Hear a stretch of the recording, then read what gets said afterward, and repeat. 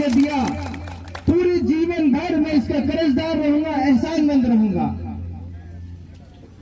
एक बात और नहीं हुई आज, मैं रात एक नेशनल चैनल पर इंटरव्यू में था, तो उस पैनल के इंटरव्यू जो ले रहा था उसने मुझसे एक सवाल किया कि चुनाव में बहुत पैसा लगता है, पैसा कहां से आएगा।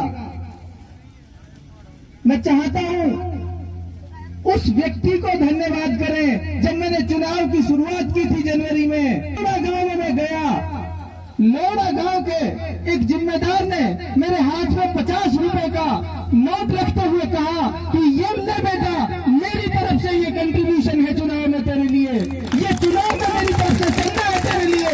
वो 50 रुपए मैंने उससे गले लगाकर कहा, ये 50 रुपए मेरे लिए 50 करोड़ के बराबर है, और उसमें अल्लाह ने बरकत डाल दी, उसमें अल्लाह ने बरकत डाल दी। मैंने उस इंटरव्यू के पैनल में जो आदमी बैठा था, मैंने कहा ये कौन तो वो है जो वोट भी देती है और पैसे देकर चुनाव भी लड़ाती है। अल्लाह का दिया हुआ मेरे पास सब कुछ है, अल्लाह का दिया मेरे पास सब कुछ है, लेकिन जिस कौम का मैं बेटा हूं, मुझे यकीन है वो कौम मुझे जिताने का काम भी करेगी और आगे बढ़ाने का काम भी करेगी। मैंने उस इंटरव्यू के पैनल के लोगों से कहा था कि देखना किस तरह ये कौम जब चुनाव के मैदान में उतरेगी।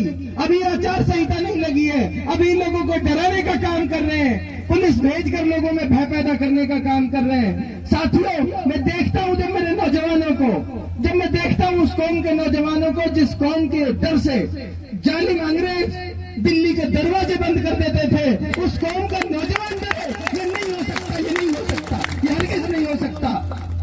जब मैंने चुनाव की शुरुआत की थी, इलाके के बहुत पढ़े लिखे नौजवान, बहुत बुद्धिजीवी लोगों के साथ मीटिंगें करी, और उन मीटिंगों में तय करके ये पाया, नहीं, अगर इस इलाके को बचाना है, इस मुल्क को बचाना है, तो ऐसे झूठे मक्कार नेताओं को घर बिठाना पड़ेगा, तब ये इलाका बचेगा।